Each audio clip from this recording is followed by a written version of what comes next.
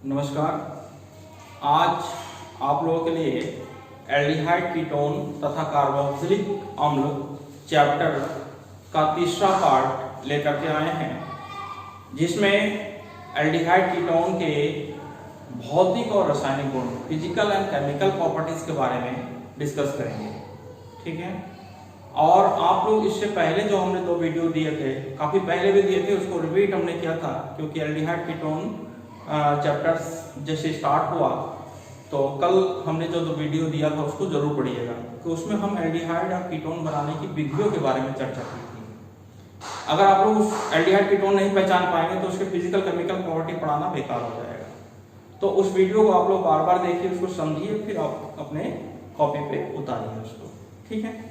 और इसके बाद आज फिजिकल केमिकल प्रॉपर्टीज में देखिए किस प्रकार से आप लोग उसको समझेंगे कि भौतिक गुण किस प्रकार से पढ़ेंगे। Physical properties of aldehyde and ketone, भौतिक गुण। जानते हो कभी एल्डिहाइड कीटोन देखा है? नहीं देखा। जैसे जब नेल पॉलिश रिमूव करते हैं, एसीटोन का प्रयोग करते हैं, है ना, या कोई एल्डिहाइड, जैसे अगर किसी स्टूडेंट ने बायोलॉजी लैब में कभी गया हो तो बायोलॉजी लैब में जो स्पेसिमेन रखा होता है बोतलों में, जार में, बहुत दिनों तक सुरक्षित रहता है। तो सुरक्षित रखने के लिए जिस पदार्थ का प्रयोग करते हैं वो फॉर्मेलिन होता है। फॉर्मेलिन का मतलब होता है फॉर्मेल्डिहाइड का 40% विलयन। जो फॉर्मेल्डिहाइड होता है FCHO, उसका 40% विलयन को हम लोग फॉर्मेलिन कहते हैं। उसमें जब किसी स्पेसिमेन को रखा जाता है तो वो सड़ता नहीं है। ठीक है ना। तो इस प्रकार से आप लोग भौतिक रूप से उसको देख सकते हो, देखा होगा, है ना। और जैसे हमने बता दिया तो आप जरूर देखोगे और समझ जाओगे। तो क्या होता है कि फॉर्मेल्डिहाइड, जैसे हम इस चैप्टर में जो सबसे छोटा टॉपिक है वो फॉर्मेल्डिहाइड है। तो फॉर्मेल्डिहाइड सामान्य रूप में, फॉर्मेल्डिहाइड सामान्य अवस्था में गैस होते हैं। कैसे होते हैं? गैसीय होते हैं।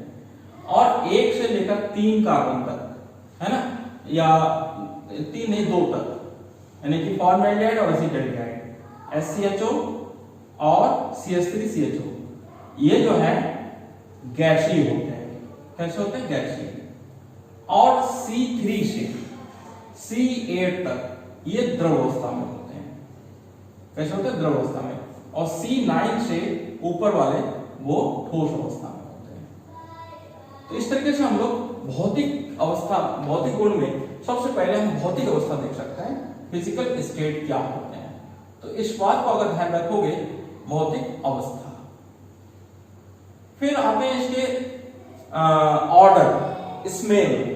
तो स्मेल ये पंजेंट स्मेल या तीखी गंध के होते हैं, है ना। अगर आप लैब में कोई और एल्डिहाइड खोल दिया या एल्डिहाइड की बोतल खोल दिया, एसीटोन देखा होगा। एसीटोन अभी हमने बताया कि जो नेल पॉलिश रिमूवर के लिए यूज करते हैं वो एसीटोन होता है। तो एसीटोन की स्मेल कैसी होती है? तीखी होती है ना। और बहुत देर तक अगर सुनते हैं तो मूर्छा भी आती है, चक्कर भी आ जाता है। मीठी खुशबू होती है लेकिन चक्कर भी आता है। तो एसीटोन या एल्डिहाइड ये सभी तीखी गंध वाले होते हैं, लेकिन कलरलेस होते हैं, रंगहीन होते हैं। ठीक है। और ऑर्डर हो गया, है ना। ऑर्डर का मतलब जैसे किस प्रकार के उसमें खुशबू होती है या किस प्रकार की से पहचान होती है। फिर आते हैं उसकी सॉल्युबिलिटी। सॉल्युबिलिटी, तो सॉल्युबिलिटी यानी कि विलेयता। क्या होता है? विलेयता। विलेयता, जल में ये विलेय होते हैं। जल में विलेयता, जैसे एल्डिहाइड है तो एल्डिहाइड जल में विलेय होते हैं। जल में विलेय होते हैं। क्यों विलेय होते हैं? क्योंकि जल के साथ ये हाइड्रोजन बंध बनाते हैं। क्योंकि जल के साथ हाइड्रोजन बंध बनाते हैं। हाइड्रोजन बंध बनाते हैं। कैसे बनाते हैं? देखिए, जैसे सपोज अगर हमने फॉर्मेल्डिहाइड लिया तो फॉर्मेल्डिहाइड को हम ऐसे भी लिख सकते हैं या ऐसे भी लिख सकते हैं। ठीक है। हमने आपको पहले ही बताया था फॉर्मेल्डिहाइड इस तरीके से लिखा जाता है, इस तरीके से। तो फॉर्मेल्डिहाइड के साथ में अगर हम COH फिर उसी तरीके से OCH2 है ना, CH2O, ठीक, यानी कि 2 हाइड्रोजन इसके साथ में है। तो इस तरीके से अगर देखेंगे तो यहाँ पे ये हाइड्रोजन बन गया, ये हाइड्रोजन बन गया, और ये 3 और भी इसके साथ में अणु जुड़ते चले जाते हैं। लेकिन जैसे जैसे फॉर्मेल्डेहाइड के साथ में फॉर्मेल्डेहाइड पे इस तरीके से आप शो कर सकते हो। अगर हम फॉर्मेल्डेहाइड एसिटाल्डिहाइड कर दे तो इसमें जो एलिफेटिक कैरेक्टर है वो बढ़ जाते हैं, यानी कि हाइड्रोकार्बन देखो यहाँ पे बढ़ गया, यहाँ पे 2 हाइड्रोजन है, यहाँ पे आपके ये जो एल्किल समूह है इसका साइज या इनकी संख्या जब बढ़ने लगती है तो जल के ये रिपेलेंट होते हैं, रिलेक्टेंस होते हैं, रिपेलेंट होते हैं, मतलब इनको दूर भगाने वाले होते हैं। तो इसकी संख्या या इनका आकार जैसे बढ़ने लगता है जल में विलेयता उसकी घटने लगती है। जैसे हम यहाँ पे एसिटाल्डिहाइड, ये ऊपर वाला फॉर्मेल्डेहाइड है, नीचे वाला क्या है, एसिटाल्डिहाइड, तो इसकी विलेयता इसकी तुलना में कम होती है जल में। और हम अगर एसिटाल्डिहाइड के स्थान पे एसीटोन दे दे, क्या दे दे, एसीटोन दे दे, तो एसीटोन की विलेयता और कम होगी जल में, ठीक है। तो इस प्रकार से हम लोग ये इसकी विलेयता समझ में आ जाता है। विलेयता के बाद आप अगला पॉइंट दे सकते हो क्वथनांक। तो आप विलेयता से जुड़ा हुआ, क्वथनांक शब्द विलेयता से जुड़ा हुआ, कैसे, क्योंकि जैसे कोई एल्डिहाइड है, जैसे हमने फॉर्मेल्डेहाइड दिया है या एसिटाल्डिहाइड आप देख रहे हो या एसीटोन देख रहे हो, तो जब ये हाइड्रोजन बॉन्ड बनाते हैं जल के साथ में तो इनके बहुत सारे अणु एक साथ जुड़ जाते हैं, गेंद अणु हो जाते हैं, बृहद अणु हो जाते हैं। तो जब बृहद अणु हो जाते हैं तो इसका क्वथनांक भी बढ़ जाएगा। और जैसे जैसे इसकी विलेयता कम होती जाएगी, यानी हाइड्रोजन बॉन्ड्स की संख्या कम होती जाएगी, तो उसका क्वथनांक भी कम होता जाएगा, ठीक है। इसलिए एसीटोन एक अति वाष्पशील गैस है, ठीक है, ज्यादा है ना, अति वाष्पशील है। तो इस तरीके से इसकी क्वथनांक भी आपको समझ में आ गए। अब हम आते हैं इसके रासायनिक गुण में सीधे सीधे, ठीक है। किस पे आते हैं, रासायनिक गुण में। रासायनिक गुण में कुछ प्रॉपर्टीज आपको इसको इस तरीके से समझना पड़ेगा कि उसकी जो भी रिएक्शंस ये देंगे, इसके आगे चलकर जो भी रिएक्शंस देंगे, तो वो चीज अगर आप समझ में आता है या उसको ध्यान में रखते हो तो आगे प्रॉब्लम्स नहीं होनी चाहिए। रासायनिक गुण, रासायनिक गुण में सबसे पहले आप कार्बोनिल समूह को देखो। जो एल्डिहाइड है या कीटोन है, जैसे फॉर्मेल्डेहाइड है, हम छोटी बातों को हम पहले आपको समझाना चाहते हैं। तो छोटी बातें ये हैं, जैसे एल्डिहाइड है, ये भी एल्डिहाइड है, ये भी एल्डिहाइड है, ये कीटोन है, ठीक है। ये क्या है, एसीटोन। ये दोनों एल्डिहाइड है और ये क्या है, कीटोन है। इस दोनों में डिफरेंस क्या है, सबसे महत्वपूर्ण पॉइंट है कि इसमें एल्डिहाइड और कीटोन में आप लोगों को क्या डिफरेंस दिखाई पड़ रहा है। हमने जब एल्डिहाइड कीटोन शुरू किया था तब भी हमने समझाया था, फिर मैं उसको, क्योंकि रासायनिक गुण में पढ़ाने जाऊंगा तो मैं तभी पढ़ा सकता हूं जब आप इसके बारे में जानोगे। इसमें डिफरेंस यह है कि एल्डिहाइड वे पदार्थ होते हैं जिसमें ये समूह होते हैं, और कीटोन का मतलब जब इस समूह के साथ में 2 एल्किल ग्रुप जुड़े रहते हैं उसे हम कीटोन कहते हैं। ये मेन डिफरेंस है कि एल्डिहाइड में कार्बोनिल समूह के साथ एक हाइड्रोजन परमाणु का होना अति आवश्यक है, और कीटोन में कार्बोनिल समूह के साथ दोनों के दोनों एल्किल ग्रुप हो। हम इसे बड़ा भी बना सकते हैं, जैसे मान लो यहाँ पे CH3 है, हम इसे बड़ा भी लिख सकते हैं, C2H5CO और CH3, ये भी कीटोन है। क्यों, क्योंकि कीटोन समूह के साथ दोनों के दोनों समूह एल्किल समूह है। इसको हम R' भी लिख सकते हैं, ठीक है ना।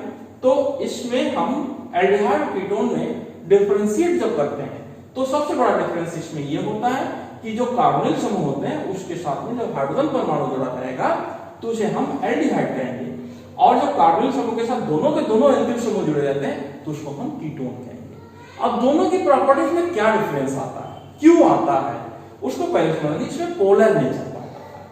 क्या पाया जाता है, पोलर नेचर, ध्रुवीय लक्षण। वो कैसे होता है, तो कीटोन समूह में ये जैसे कीटोन समूह है, कीटोन हम यहाँ पे कार्बोनिल समूह की बात कर रहे हैं, कीटोन समूह नहीं कार्बोनिल समूह। तो कार्बोनिल समूह में आप चाहे आप एल्डिहाइड देख लो चाहे कीटोन देख लो, दोनों में कार्बोनिल समूह है। कार्बोनिल समूह में ये हाइड्रोजन परमाणु है, ये विद्युत ऋणी होते हैं। अधिक विद्युत ऋणी कह सकते हो या विद्युत ऋणी होते हैं, क्योंकि इसकी इलेक्ट्रोनेगेटिविटी कार्बन की तुलना में अधिक होती है। तो अधिक होने के कारण ये जो यहाँ पे दो बॉन्ड है, एक पाई बॉन्ड है और एक सिग्मा बॉन्ड है, तो पाई इलेक्ट्रॉन को अपनी तरफ डाइवर्ट कर लेते हैं, अपनी तरफ डाइवर्ट कर लेते हैं। इसमें हम कहते हैं इलेक्ट्रोमेरिक प्रभाव, इलेक्ट्रोमेरिक इफेक्ट।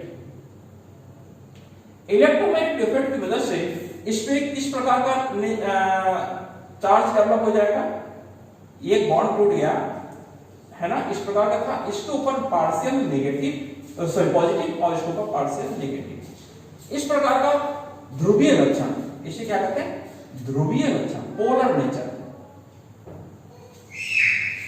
ध्रुवीय लक्षण उत्पन्न हो। और ध्रुवीय लक्षण उत्पन्न होने के कारण इनकी रिएक्टिविटी डिपेंड करती है कि किस प्रकार के रिएक्शन ये देंगे। ध्रुवीय लक्षण, तो ध्रुवीय लक्षण जब ये कार्बोनिल समूह में पाया जाता है और किस समूह की उपस्थिति के कारण अधिक ध्रुवीय होगा और किसकी उपस्थिति के कारण कम ध्रुवीय होगा, ये बहुत महत्वपूर्ण होता है। यहाँ पे जैसे दो हाइड्रोजन परमाणु जब होते हैं तो उसका नेचर अलग होता है, क्यों? क्योंकि इसमें इंडक्टिव इफेक्ट सबसे कम होता है और इसकी उपस्थिति के कारण इसमें धनात्मक इफेक्ट, प्रेरणिक प्रभाव क्या होता है, हिंदी में बोलते हैं प्रेरणिक प्रभाव। तो जब प्रेरणिक प्रभाव उत्पन्न हो जाता है तो इसके ध्रुवीय लक्षण प्रभावित होते हैं और ध्रुवीय लक्षण प्रभावित होने से इसकी रिएक्टिविटी बदल जाती है। याद रखोगे ना? तो अब आपको अगर ये चीज समझ में आ गया तो आगे की जो भी रिएक्शंस हम देंगे बहुत आसानी से समझ सकते हो। अब हम एक एक करके रिएक्शंस देने जा रहे हैं कि कौन सा रिएक्शंस इसमें आपको पूछा जाता है और उसका उत्तर आप कैसे दोगे। जैसे बोर्ड्स में पूछे जाते हैं या कंपटीशन में पूछे जाते हैं, बहुत सारे क्वेश्चंस इसमें आ जाते हैं। तो इसकी एक महत्वपूर्ण पॉइंट हम आपको बता दें कि इस ध्रुवीय लक्षण के कारण ये नाभिक स्नेही योगात्मक अभिक्रिया देंगे। ये मुझे याद है कि हम जब सिविल सर्विस एग्जाम दे रहे थे तब भी ये क्वेश्चन पूछा गया था कि एल्डिहाइड और कीटोन में किस मतलब नीचे बहुविकल्पीय क्वेश्चन थे कि निम्न में से कौन सी क्रिया देते हैं। तो ये कौन सी क्रिया देते हैं? नाभिक स्नेही योगात्मक अभिक्रिया। वो कैसे? मैं अभी आपको एग्जाम्पल देकर समझाता हूं। रासायनिक गुण में ही आएंगे कि नाभिक स्नेही समूह इसमें ऐड हो जाते हैं। क्यों? क्योंकि इसमें पाई इलेक्ट्रॉन्स पाए जाते हैं। क्या पाए जाते हैं? Pi electrons. तो जैसे कोई भी कार्बोनिल ग्रुप है और इसके साथ में अगर आप नाभिक स्नेही समूह उपयुक्त यौगिक जैसे ये टूटते हैं तो इसमें नेगेटिव और इसके ऊपर पॉजिटिव। और अभी हमने आपको समझाया है कि जब ये नाभिक स्नेही समूह इसके ऊपर नेगेटिव चार्ज है तो ये क्या है? नाभिक स्नेही समूह। नाभिक स्नेही समूह, नाभिक स्नेही समूह जब इसके नजदीक आते हैं तो इसमें इलेक्ट्रोमैग्नेटिक इफेक्ट उत्पन्न हो जाता है, इसके ऊपर पॉजिटिव और इसके ऊपर नेगेटिव चार्ज। ये हमें पता है। तो आपको ये समझ में आ गया होगा कि ये जो नेगेटिव समूह है ये कहां पे जुड़ेगा? जहां पॉजिटिव चार्ज है। तो पॉजिटिवली चार्ज कार्बन पर कौन सा जुड़ जाएगा? जैसे ये आपने लिखा है, इसके साथ में Cn समूह जुड़ जाएगा और इसके ऊपर नेगेटिव चार्ज है पार्शियल, तो इसके ऊपर कौन सा समूह जुड़ेगा? ये समूह H+ आयन समूह। H+ आयन समूह यहां पे जुड़ जाएगा तो क्या हो जाएगा?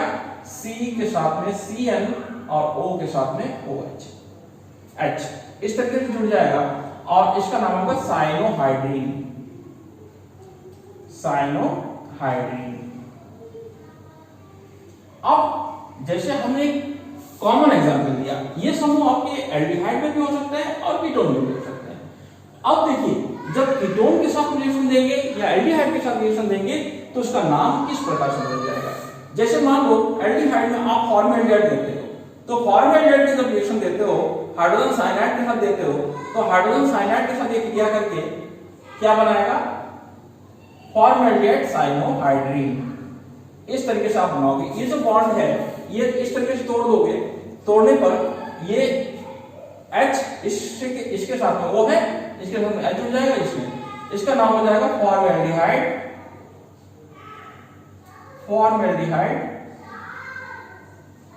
साइनोहाइड्रिन।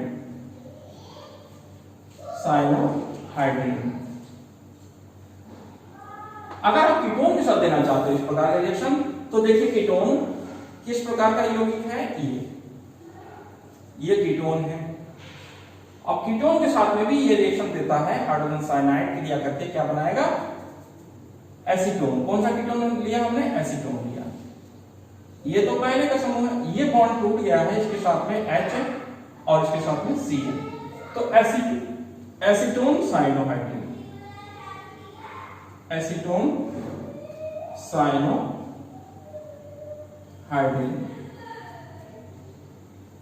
एसीटोन साइनोहाइड्रिन बनेगा। ठीक है, और ये दोनों रिएक्शन नाभिक स्नेही योगात्मक अभिक्रिया है। क्या है, नाभिक स्नेही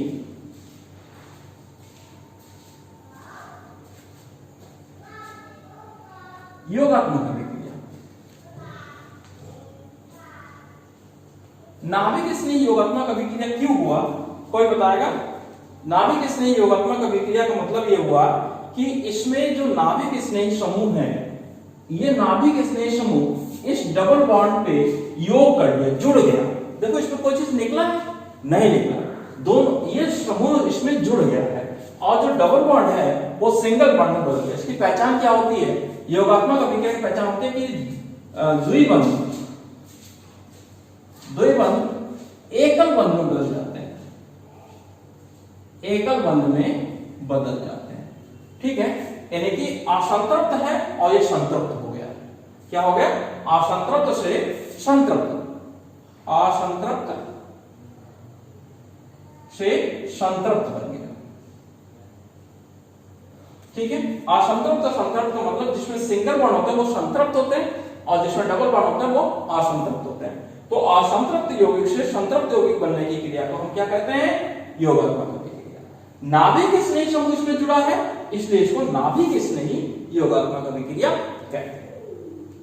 इसी योगात्मक अभिक्रिया में दो रिएक्शन मुख्य रूप से दिया जाता है, तो बहुत सारे रिएक्शंस, दो रिएक्शन बहुत इंपॉर्टेंट है, दोनों रिएक्शन आप लोग देख लीजिए। एक तो ये हो गया हाइड्रोजन साइनाइड के साथ, दूसरा आप लीजिए सोडियम बाइसल्फाइड के साथ। किसके साथ में, सोडियम बाइसल्फाइड के साथ में भी योगात्मक अभिक्रिया देते हैं। देखिए समूह में इलेक्ट्रोमैग्नेटिक प्रभाव के कारण इसके ऊपर पार्शियल पॉजिटिव चार्ज, इसके ऊपर पार्शियली नेगेटिव चार्ज होता है, और यहाँ पर ये पार्शियली पॉजिटिव चार्ज है, उसके ऊपर पार्शियली नेगेटिव चार्ज।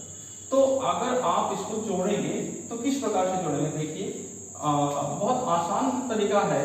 अगर आप इस कार्बन को समझ सकते हो तो ये आपके हैं O के ऊपर नेगेटिव चार्ज है, तो नेगेटिव चार्ज के पास पॉजिटिवली चार्ज वाला पार्टिकल्स चला जाएगा, और यहाँ पर SO3H ये जुड़ जाएगा। लेकिन इसमें प्रोटॉन स्थानांतरण के कारण, प्रोटॉन ट्रांसफर के कारण ये जो प्रोटॉन है इसका जब ट्रांसफर होगा यहाँ पर, तो देखिए ये फाइनल उत्पाद इस प्रकार से बनेगा। फाइनल उत्पाद ये H यहाँ चला जाएगा, SO3Na बन जाएगा। ठीक है, तो अब इसका एग्जाम्पल आपको पर्टिकुलरली देना पड़ेगा। जैसे मान लो पहला एग्जाम्पल देते हैं फॉर्मेल्डिहाइड के साथ में। किसके साथ में, फॉर्मेल्डिहाइड। तो फॉर्मेल्डिहाइड के साथ में क्या उत्पाद बनेगा, फॉर्मेल्डिहाइड के साथ में जैसे जैसे इसमें कार्बन, हमने बताया कार्बन की संख्या बढ़ती जाएगी, इसकी रिएक्टिविटी की जो ऑर्डर है वो चेंज होती जाएगी। तो सबसे पहले फॉर्मेल्डिहाइड, इसमें कार्बन नहीं है, ठीक है, तो कार्बन नहीं है, अगर सोडियम बाइसल्फाइड के साथ क्रिया करता है तो ये बहुत तेजी के साथ क्रिया देता है, और सोडियम बाइसल्फाइड इसके साथ क्रिया करके फॉर्मेल्डिहाइड, सोडियम फॉर्मेल्डिहाइड बाइसल्फाइड बनेगा। यानी कि फाइनल उत्पाद हम बना ले रहे हैं कि OH और SO3Na। इसका नाम क्या हो जाएगा, NaSO3। क्या है यहाँ पे, सोडियम है, तो इसका नाम हो जाएगा सोडियम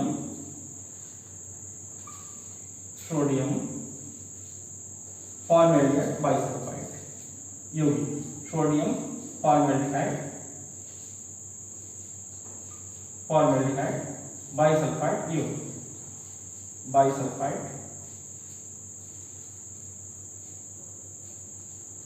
यौगिक, ये यौगिक बन जाएगा। अगर अब जैसे एसीटोन भी देते हैं, एसीटोन में केवल एसीटोन ही एक कीटोन है जो इस अभिक्रिया को देता है, उससे बड़ा जो कीटोन अगर होता वो इस अभिक्रिया को नहीं देते हैं। क्यों? क्योंकि जब कार्बन परमाणु यानी कि एल्किल समूह का आकार बढ़ जाता है, एल्किल समूह का जब आकार बढ़ जाता है तो उसमें स्टेरिक इफेक्ट क्या या त्रिविमीय विन्यास क्या होता है, त्रिविमीय विन्यास, स्टेरिक आइसोमेरिज्म या स्पेटियल आइसोमेरिज्म कह सकते हो, स्पेटियल अरेंजमेंट में चेंज हो जाता है, इसलिए उसकी क्रिया करने की दर घट जाती है। तो यहाँ पर एल्डिहाइड के बाद में हम कीटोन की जब रिएक्शन देते हैं, कीटोन में कौन सा रिएक्शन देंगे हम? सबसे छोटा कीटोन है एसीटोन। एसीटोन की क्रिया जब देंगे तो उसको रिएक्शन हो जाएगा, लेकिन एसीटोन से बड़ा कोई अगर समूह ले लेते हैं तो स्टेरिक इफेक्ट के कारण या विन्यासी प्रभाव के कारण वो अभिक्रिया नहीं देते, केवल एसीटोन ही इस अभिक्रिया को देते हैं और वही उत्पाद बनेगा जैसा फॉर्मेल्डिहाइड बनाया, क्या? Sodium acetone bisulphide. ठीक है, ये H और SO3Na देखने में बहुत आसान लगता है, तो इस प्रकार का उत्पाद ये बना लेते हैं। ठीक है, तो आप इसके बाद के जो रिएक्शंस है मैं अगला जो वीडियो दूंगा उसमें आपको पढ़ना है। पहले इसको समझोगे तभी अब आगे वाला वीडियो आपको समझ में आएगा, अन्यथा समझ में नहीं आएगा। बहुत टिपिकल है, लेकिन अगर समझ में आ जाए तो इससे आसान कोई टॉपिक नहीं है।